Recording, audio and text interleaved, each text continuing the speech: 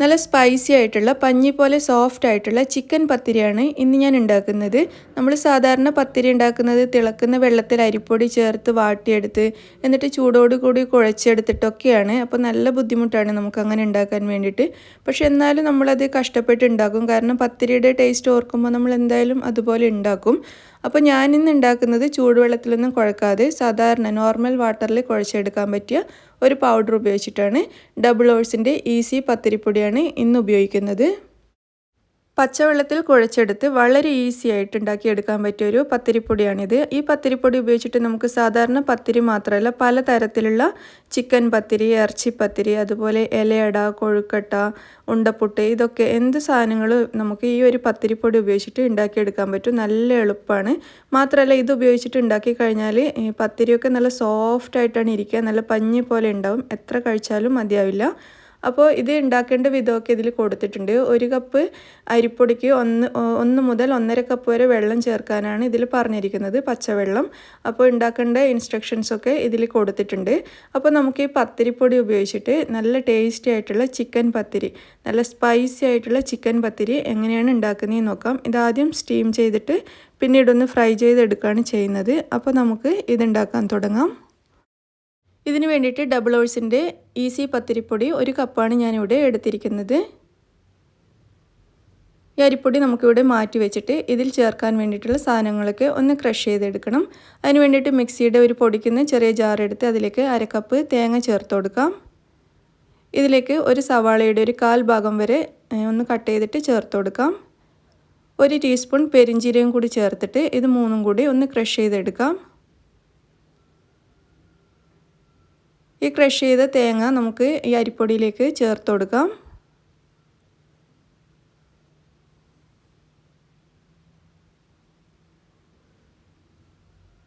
എന്നിട്ട് ഇതിലേക്ക് ആവശ്യത്തിനുള്ള ഉപ്പും കൂടി നമുക്ക് ചേർത്ത് കൊടുക്കാം. ഇനി നമുക്കിതിലേക്ക് വേണ്ടത് വെള്ളമാണ്. പച്ചവെള്ളമാണ് വേണ്ടത്. ചൂടുവെള്ളത്തിൻ്റെ ഒന്നും ആവശ്യമില്ല. പച്ചവെള്ളം ഉപയോഗിച്ചിട്ട് കുഴച്ചെടുക്കാം. ഞാനിവിടെ ആദ്യം 1 കപ്പ് വെള്ളം എടുത്തിട്ടുണ്ട്. അപ്പോൾ ആദ്യം നമുക്ക് തേങ്ങയും മറ്റും ചേർന്ന മിക്സ് അരിയിലേക്ക് നന്നായിട്ടൊന്ന് മിക്സ് ചെയ്തെടുക്കാം. അതിനുശേഷം നമുക്ക് വെള്ളം ഉപയോഗിച്ചിട്ട് ഇത് കുഴച്ചെടുക്കാം. അപ്പോൾ ആദ്യം ഞാൻ 1 കപ്പ് വെള്ളം എടുത്തിട്ടുണ്ട്. അപ്പോൾ ഈ വെള്ളം നമുക്ക് കുറച്ച് കുറച്ചായിട്ട് ഒഴിച്ച് കുഴച്ചെടുക്കാം. ഇതിൽ പറഞ്ഞിരിക്കുന്നത് 1 കപ്പ് അരിപ്പൊടിക്ക് 1.5 കപ്പ് വെള്ളമാണ്. അപ്പോൾ ഞാനിവിടെ ആദ്യം 1 കപ്പ് എടുത്തിട്ടുണ്ട്. എന്നിട്ട് നമുക്ക് നോക്കിയിട്ട് ഒഴിച്ചു കൊടുക്കാം. കാരണം ഇതിൽ നമ്മൾ ചേർത്ത തേങ്ങയിലും കുറച്ച് വെള്ളത്തിൻ്റെ അംശം ഉണ്ടാവും. അപ്പോൾ നോക്കിയിട്ട് വെള്ളം ചേർത്ത് കൊടുത്താൽ മതിയാവും. അപ്പോൾ 1 കപ്പ് മുഴുവനും ചേർത്തിട്ട് മതിയായിട്ടില്ല. ഞാൻ വീണ്ടും ഒരു 1/4 കപ്പ് വെള്ളം കൂടി എടുത്തിട്ടുണ്ട്. അപ്പോൾ 1.25 കപ്പ് വെള്ളമാണ് ഞാനിവിടെ എടുത്തിരിക്കുന്നത്. മാത്രമല്ല നമ്മളിത് സ്റ്റീം ചെയ്തിട്ടാണ് ഈ പത്തിരി ഉണ്ടാക്കുന്നത്. അപ്പോൾ സ്റ്റീം ചെയ്യുന്ന പത്തിരി കുറച്ച് ലൂസായിട്ട് കുഴച്ചെടുക്കുന്നതാണ് എപ്പോഴും നല്ലത്. ലൂസായിട്ട് കുഴച്ച് കഴിഞ്ഞാൽ വളരെ പെട്ടെന്ന് വെന്ത് കിട്ടുകയും ചെയ്യും. പത്തിരി നല്ല സോഫ്റ്റായിട്ട് ഇരിക്കുകയും ചെയ്യും. അതിപ്പോൾ ഏത് പത്തിരിയാണെങ്കിലും ഉണ്ടപ്പുട്ടാണെങ്കിലും ഇലയടക്ക് വേണ്ടിയിട്ടാണെങ്കിലും ഒക്കെ ഒരല്പം ഒന്ന് ലൂസായിട്ട് കുഴക്കുന്നതാണ് നല്ലത്. എന്നാലും നമ്മൾ കൈവെള്ളയിൽ എടുത്തിട്ട് നമുക്കിങ്ങനെ ഉരുട്ടി പരത്തിയെടുക്കാനും പറ്റുന്ന ഒരു പാകമായിരിക്കണം. കൂടുതൽ ലൂസായി പോകരുത്.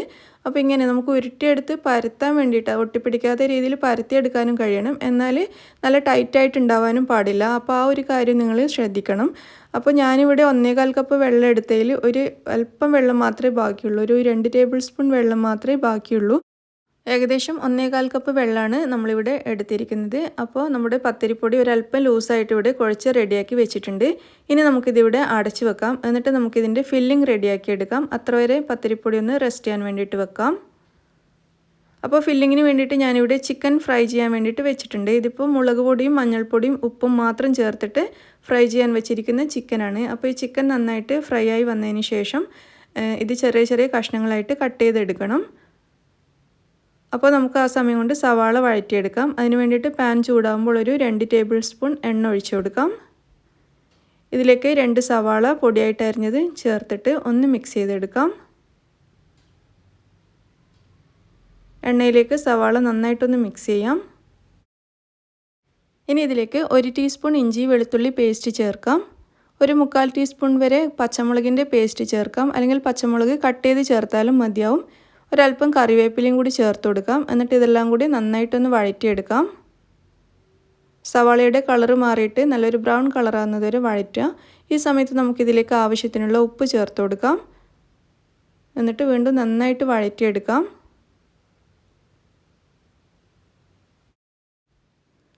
സവാളയുടെ കളറൊക്കെ നന്നായിട്ട് മാറി വന്നിട്ടുണ്ട്. ഇനി നമുക്കിതിലേക്ക് 1/2 ടീസ്പൂൺ ഗരം മസാല പൊടി ചേർത്ത് കൊടുക്കാം. ഒരു 1/4 ടീസ്പൂൺ മഞ്ഞൾപ്പൊടിയും 1/2 ടീസ്പൂൺ മുളക് പൊടിയും കൂടി ചേർക്കാം. എന്നിട്ട് ഇതെല്ലാം കൂടി നന്നായിട്ടൊന്ന് വഴറ്റിയെടുക്കാം. പൊടികളുടെ പച്ചമണം മാറുന്നത് വരെ ഒന്ന് വഴറ്റുക. നന്നായിട്ട് വഴറ്റിയതിന് ശേഷം നമ്മൾ നേരത്തെ ഫ്രൈ ചെയ്ത് വെച്ച ചിക്കൻ കുറച്ചൊന്ന് തണുത്തതിന് ശേഷം അതിൻ്റെ എല്ലൊക്കെ മാറ്റി ചെറിയ കഷ്ണങ്ങളായിട്ട് ഞാൻ കട്ട് ചെയ്ത് വെച്ചിട്ടുണ്ടായിരുന്നു. ഈ ചിക്കൻ നമുക്ക് ഈ മസാലയിലേക്ക് ചേർത്ത് കൊടുക്കാം. എന്നിട്ട് നന്നായിട്ട് ഇതിലേക്ക് മിക്സ് ചെയ്തെടുക്കാം. ഇനി ഇതിലേക്ക് ഒരല്പം മല്ലിയില കൂടി ചേർത്തിട്ട് അതും കൂടി നന്നായിട്ടൊന്ന് യോജിപ്പിച്ചെടുക്കുക. അപ്പോൾ മല്ലിയിലയും കൂടി ചേർത്ത് മിക്സ് ചെയ്ത് കഴിഞ്ഞാൽ പിന്നെ നമ്മുടെ ഫില്ലിംഗ് റെഡിയായി. അപ്പോൾ ഈ ഫില്ലിംഗ് നമുക്ക് അടുപ്പത്തുനിന്ന് മാറ്റി വെക്കാം. ഇനി നമ്മൾ നേരത്തെ കുഴച്ച് റെഡിയാക്കി വെച്ച പത്തിരിപ്പൊടി എടുക്കാം. എന്നിട്ട് കയ്യിലൊരല്പം എണ്ണ തടവിയതിന് ശേഷം ഈ മാവിൽ നിന്നും ചെറിയൊരു ഉരുള എടുത്തിട്ട് നന്നായിട്ട് ഉരുട്ടി കൈവെള്ളയിൽ വെച്ചിട്ടൊന്ന് പരത്തിയെടുക്കാം. അപ്പോൾ പത്തിരിയുടെ വലുപ്പം നിങ്ങളുടെ ഇഷ്ടത്തിനനുസരിച്ച് ചെയ്യാം. ഞാനിവിടെ ഏകദേശം നമ്മുടെ നെയ്പത്തിരിയുടെ ഒക്കെ ഒരു വലുപ്പത്തിലുള്ള പത്തിരിയാണ് ഉണ്ടാക്കുന്നത്. അതിനനുസരിച്ചിട്ടുള്ള ഉരുളയാണ് എടുത്തിരിക്കുന്നത്. ഇതുപോലെ കൈവെള്ളയിൽ വെച്ചിട്ട് നമുക്ക് പറ്റുന്ന അത്രയും നേരിയതായിട്ട് ഇത് പരത്തിയെടുക്കുക. അതിനുശേഷം നമ്മൾ റെഡിയാക്കി വെച്ച ഫില്ലിംഗ് കുറച്ച് ഇതിലേക്ക് വെച്ച് കൊടുക്കാം. ഏകദേശം 1.5 ടേബിൾ സ്പൂണോളം ഞാൻ വെച്ച് കൊടുക്കുന്നുണ്ട്. അപ്പോൾ ഇതിൽ നമുക്ക് എത്രയാണോ ഫില്ലിംഗ് വെച്ച് കൊടുക്കാൻ പറ്റുക അത്രയും മാക്സിമം വെച്ച് കൊടുക്കുക. കാരണം ഫില്ലിംഗ് നല്ലോണം ഉണ്ടെങ്കിൽ നല്ല രുചിയുണ്ടാവും. അപ്പോൾ കഴിയുന്നത്രയും ഫില്ലിംഗ് ഇതിൻ്റെ ഉള്ളിലേക്ക് വെച്ച് കൊടുക്കാൻ ശ്രദ്ധിക്കുക. ഫില്ലിംഗ് വെച്ചതിന് ശേഷം ഇതുപോലെ ഒന്ന് അമർത്തി വെക്കുക. എന്നിട്ട് ഈ പത്തിരി ഇതുപോലെ നന്നായിട്ടൊന്ന് കവർ ചെയ്തെടുക്കുക. പത്തിരി ഉപയോഗിച്ചിട്ട് ഫില്ലിംഗ് നന്നായിട്ടൊന്ന് കവർ ചെയ്തിട്ട് നല്ല ഉരുളയാക്കിയിട്ട് എടുക്കുക. ഈ പത്തിരി നന്നായിട്ടൊന്ന് ഉരുട്ടിയെടുക്കുക. എല്ലാ ഭാഗവും നന്നായിട്ട് കവറായിട്ടിരിക്കാൻ ശ്രദ്ധിക്കുക. എന്നിട്ട് കൈവെള്ളയിൽ വെച്ചിട്ട് നന്നായിട്ടൊന്ന് ഉരുട്ടിയെടുക്കാം. ഉരുട്ടുന്ന സമയത്ത് ചിലപ്പോൾ ഇതുപോലെ അവിടെ ഇവിടെയായിട്ട് ക്രാക്സ് ഒക്കെ ഉണ്ടെങ്കിൽ ഒന്ന് ശരിയാക്കി കൊടുക്കുക. എന്നിട്ട് നന്നായിട്ട് ഉരുട്ടിയതിന് ശേഷം നമുക്കിത് പതുക്കെ ഒന്ന് പ്രസ് ചെയ്തിട്ട് പരത്തിയെടുക്കാം. ഒരു പത്തിരിയുടെ രൂപത്തിലാക്കിയെടുക്കുക. നമ്മുടെ നെയ്പത്തിരിയൊക്കെ ഉണ്ടല്ലോ ആ ഒരു രൂപത്തിലാക്കി കൊടുക്കുക. എന്നാലും നെയ്പത്തിരിയേക്കാളും കുറച്ചൊന്ന് തടി ഉണ്ടാവും. അപ്പോൾ പതുക്കെ ചെയ്യണം, അല്ലെങ്കിൽ ഇത് പൊട്ടിപ്പോവും. പതുക്കെ ചെയ്തിട്ട് ഇതിൻ്റെ സൈഡൊക്കെ ഇതുപോലെ ഒന്ന് സ്മൂത്താക്കി എടുക്കുക. വളരെ ഈസി ആയിട്ട് ചെയ്യാൻ പറ്റും. അങ്ങനെ നമ്മുടെ ഒരു പത്തിരി ഇവിടെ റെഡി ആയിട്ടുണ്ട്. അപ്പോൾ ഞാനിവിടെ സ്റ്റീമറൊക്കെ റെഡിയാക്കി വെച്ചിട്ടുണ്ട്. ഇതിൻ്റെ ഉള്ളിലേക്ക് ഞാൻ കുറച്ച് എണ്ണ പുരട്ടി കൊടുത്തിട്ടുണ്ടായിരുന്നു ഒട്ടിപ്പിടിക്കാതിരിക്കാൻ വേണ്ടിയിട്ട്. അപ്പോൾ നമ്മളിപ്പോൾ റെഡിയാക്കിയ ഈ പത്തിരി ഇതിൻ്റെ ഉള്ളിലേക്ക് വെച്ച് കൊടുത്തിട്ടുണ്ട്.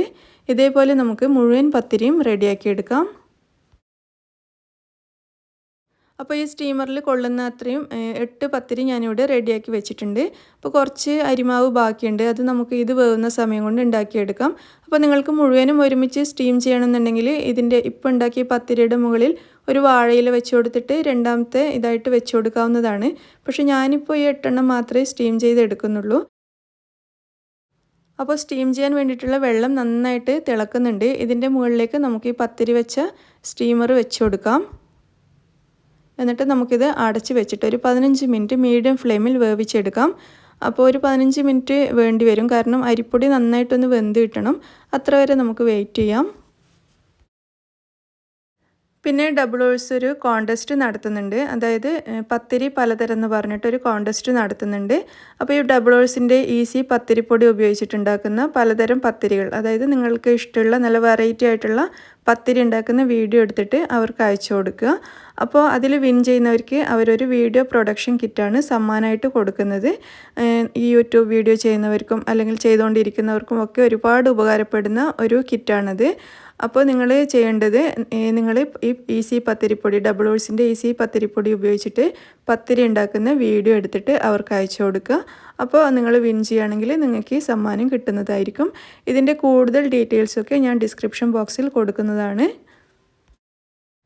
ഒരു 15 മിനിറ്റ് കഴിഞ്ഞിട്ടുണ്ട്. നമ്മുടെ പത്തിരി സ്റ്റീം ചെയ്യാൻ വേണ്ടിയിട്ട് വെച്ചിട്ട് ഇതിവിടെ റെഡി ആയിട്ടുണ്ട്. നന്നായിട്ട് വെന്തിട്ടുണ്ട്. ഇനി ഇത് നമുക്ക് അടുപ്പത്തുനിന്ന് മാറ്റി വെക്കാം. കുറച്ചൊന്ന് തണുത്തതിന് ശേഷം മാത്രം ഇത് പ്ലേറ്റിലേക്ക് മാറ്റിയാൽ മതി. ചൂടോട് കൂടിയിട്ട് എടുത്തു കഴിഞ്ഞാൽ ഇത് പൊട്ടിപ്പോവും. നല്ല സോഫ്റ്റ് ആയിട്ടാണ് ഇരിക്കുന്നത്. ആ സമയം കൊണ്ട് നമുക്ക് ഇത് ഫ്രൈ ചെയ്യാൻ വേണ്ടിയിട്ടുള്ള മസാല റെഡിയാക്കി എടുക്കാം. അതിന് വേണ്ടിയിട്ടൊരു ബൗളിലേക്ക് 1/2 ടേബിൾ സ്പൂൺ മുളക് പൊടിയും ഒരു 1/4 ടീസ്പൂൺ ഗരം മസാല പൊടിയും ഒരല്പം മല്ലിയില ചെറുതായിട്ട് അരിഞ്ഞതും കുറച്ച് കറിവേപ്പില ചെറുതായിട്ട് അരിഞ്ഞതും ഒരു 1/4 ടീസ്പൂൺ ഉപ്പും കൂടി ചേർത്ത് കൊടുക്കാം. എന്നിട്ട് 2-3 ടേബിൾ സ്പൂൺ വെള്ളം ചേർത്തിട്ട് ഇത് നന്നായിട്ടൊന്ന് മിക്സ് ചെയ്തെടുക്കാം. നമ്മൾ കല്ലുമ്മക്കായൊക്കെ ഫ്രൈ ചെയ്യുന്ന പോലെ തന്നെയാണ് ഇത് ഫ്രൈ ചെയ്തെടുക്കുന്നത്.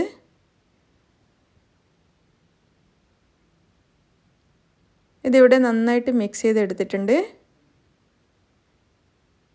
അപ്പോൾ നമ്മുടെ പത്തിരി കുറച്ചൊന്ന് തണുത്തതിന് ശേഷം ഞാനൊരു പ്ലേറ്റിലേക്ക് മാറ്റി വെച്ചിട്ടുണ്ട്. ഇനി ഇത് നമുക്കൊന്ന് ഫ്രൈ ചെയ്തെടുക്കാം. അതിന് വേണ്ടിയിട്ടൊരു പാൻ അടുപ്പത്ത് വെച്ചിട്ടുണ്ട്. ഇതിലേക്ക് നമുക്കൊരു 2 ടേബിൾ സ്പൂൺ എണ്ണ ഒഴിച്ചു കൊടുക്കാം. എന്നിട്ട് നമ്മളിപ്പോൾ റെഡിയാക്കിയ ഈ മസാലയിലേക്ക് ഈ പത്തിരി ഇതുപോലെ നന്നായിട്ടൊന്ന് ഡിപ്പ് ചെയ്തെടുക്കുക. എല്ലാ ഭാഗത്തും മുളക് നന്നായിട്ട് പിടിച്ചിരിക്കുന്ന രീതിയിൽ ഒന്ന് ഡിപ്പ് ചെയ്തെടുക്കുക. എന്നിട്ട് എണ്ണയിലേക്ക് വെച്ച് കൊടുക്കാം. ഈ പാനിൽ കൊള്ളുന്ന അത്രയും പത്തിരി നമുക്ക് ഇതേപോലെ ഈ മുളകിൽ മുക്കിയിട്ട് എണ്ണയിലേക്ക് വെച്ച് കൊടുക്കാം. ഒരു 4 പത്തിരി ഞാൻ ഇതിലേക്ക് വെച്ച് കൊടുത്തിട്ടുണ്ട്. എന്നിട്ട് ഇത് നമുക്ക് നന്നായിട്ടൊന്ന് ഫ്രൈ ചെയ്തെടുക്കാം. കൂടുതൽ സമയം വെച്ചിട്ട് വേവിക്കൊന്നും വേണ്ട. ഈ പത്തിരി നന്നായിട്ട് വെന്തതാണ്. ഈ മുളക് നന്നായിട്ടൊന്ന് മൊരിഞ്ഞ് കിട്ടിയാൽ മാത്രം മതി. വളരെ പെട്ടെന്ന് തന്നെ ഇത് റെഡിയാവും. ഒരു 1-2 മിനിറ്റ് സമയം മാത്രമേ ഇതിന് ആവശ്യമുള്ളൂ. ഒരു ഭാഗം നന്നായിട്ട് മൊരിഞ്ഞ് വരുന്ന സമയത്തൊന്ന് തിരിച്ചിട്ട് കൊടുക്കാം.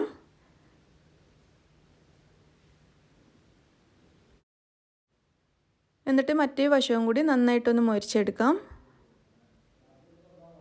2 ഭാഗവും നന്നായിട്ട് മൊരിഞ്ഞ് വന്നിട്ടുണ്ട്. ഇനി ഇത് നമുക്കൊരു പ്ലേറ്റിലേക്ക് മാറ്റി കൊടുക്കാം.